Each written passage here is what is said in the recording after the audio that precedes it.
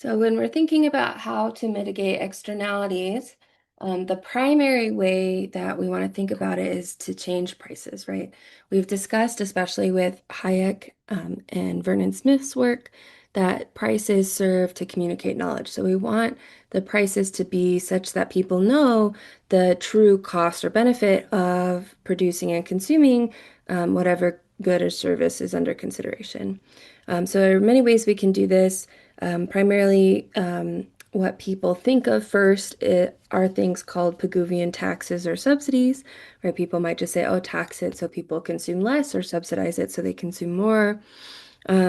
We can think about markets where we allow the price of the pollution to be more flexible, right? The price that we talked about with the um, marginal cost of pollution compared to the marginal abatement cost of pollution. That price is more conceptual usually, but through markets with things like tradable permits, those prices can actually arise, right? People actually trade in their ability to create pollution. Property rights negotiation helps, as well as court adjudication processes. And then we'll also discuss quotas, right? Now, quotas work on the quantity variable, but they, by restricting output, will cause the price of a good or service to rise. Okay. So that being said, we're going to start with Pigouvian taxes. So a Pigouvian tax is essentially going to try to recognize what the external marginal cost of a good or service is and have the tax levied on it exactly equal that. All right. The reason we call it a Pigouvian tax is after Pigou, the economist who came up with this idea. So, because taxes raise the price of a good for consumers and lower it for producers, it's going to be an effective way to cause both suppliers to um, reduce how much they're making and consumers to reduce how much they're consuming. Okay. And so ideally, if the government is able to set that tax exactly equal to the external marginal costs of a good or service, right? In this case, electricity, what we would see if we go ahead and fit that tax into our graph. Let me actually change the color here. Wrong button. Let's use the color purple, I guess. Um, if we fit our tax here into our graph using the wedge method, we're going to fit it to the left of equilibrium. That's going to increase the price for buyers of electricity and reduce the price for sellers, right? And what we'll see is that the amount produced and consumed, the amount traded with the tax, will equal that optimal amount when the external marginal costs are also considered, right? In addition to the private marginal costs. And so we actually go from a market where there is deadweight loss to one where there is no deadweight loss. Okay. Um, so before the tax, let's see if we can label all our areas here. Um, we'll have area A. We can call this B. We'll do C, D, and E. Okay. And this continues. All right. So before the tax, consumer surplus was equal to A plus B. We'll have it this be D and this be E and this be F. Okay, so consumer surplus is equal to A plus B plus D, and producer surplus was equal to C plus E plus F. All right. Yep. And then there was also, let me just fix that F so it doesn't look so weird.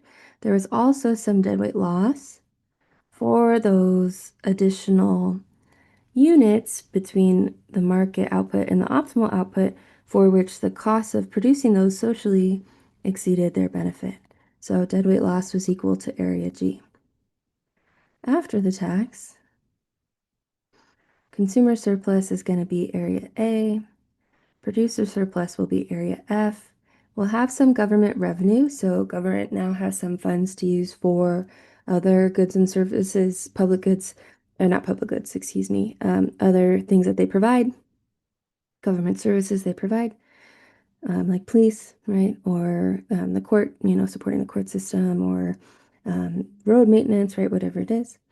And then we'll see that deadweight loss is actually eliminated, right? Because only those units are produced for which the value of them exceeds or equals the cost, okay? So with the Pigouvian tax, our market is actually more efficient.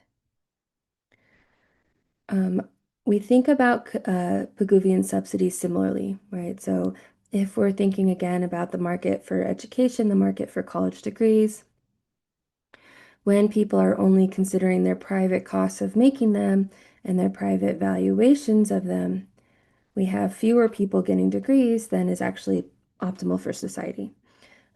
And what we might want to do is actually set a subsidy, not we, it would be like a government agency, is going to set the subsidy equal to the external marginal benefit of that education, right? And this is something that the federal government, many state governments have done, and including, some private people, whether they're corporations or just wealthy individuals. A lot of folks donate a lot of their money to supporting students attending university and getting their bachelor's as well as graduate degrees. Okay. So when that happens, we have this subsidy for degrees. We can represent its impact on the prices that consumers and producers face using the same wedge method that we did before.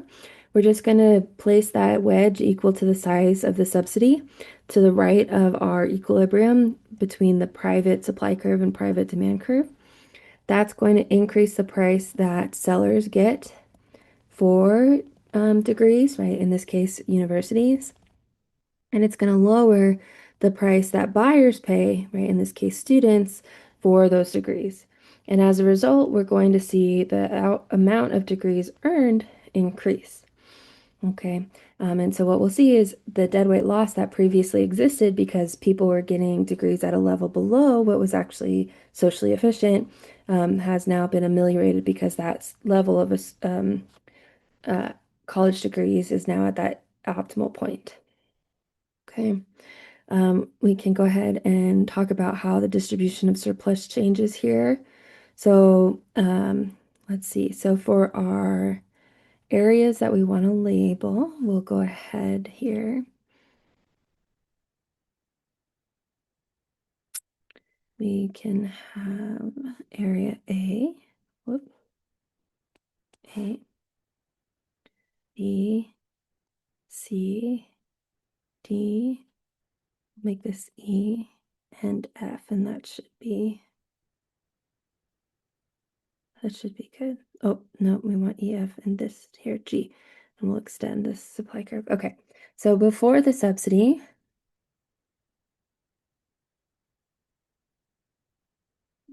our consumer surplus is going to be the area below our demand curve and above the price line. So that's areas A plus B. Producer surplus is the area above the supply curve and below the price line. So that's C plus D plus G. Deadweight loss is going to be then area E. And that deadweight loss again exists because there are units that are going unproduced that cost less than they're valued. Okay. Whoop, this area E. Okay. After the subsidy, what we're going to see is our consumer surplus will have increased. So it will now be area A, B. Oh, we need to label this one too. It'll be A, B, C, and H. Producer surplus is going to be G, D. Oh, and here too, we need this one. G, D, C, E, I, B. So B, C, D, E, G, and I. Deadweight loss, there's none. But there is some cost to the government, right? The government is subsidizing this, and that'll be areas. mm, I think I have to split this E up, so we'll have E and J. J. Okay, so dead weight loss is actually E plus J, and our cost of this subsidy is B plus C plus F plus H plus I plus J. All right. And so what we would want to consider is, does the cost of the subsidy, how does it compare to what we gain when these external marginal benefits are captured, right? People actually get to enjoy them, um, and as well as the private benefits, right, that are garnered from those additional degrees that are earned. Okay. All right. We'll stop here, and the next video we'll look at how quotas internalize externalities.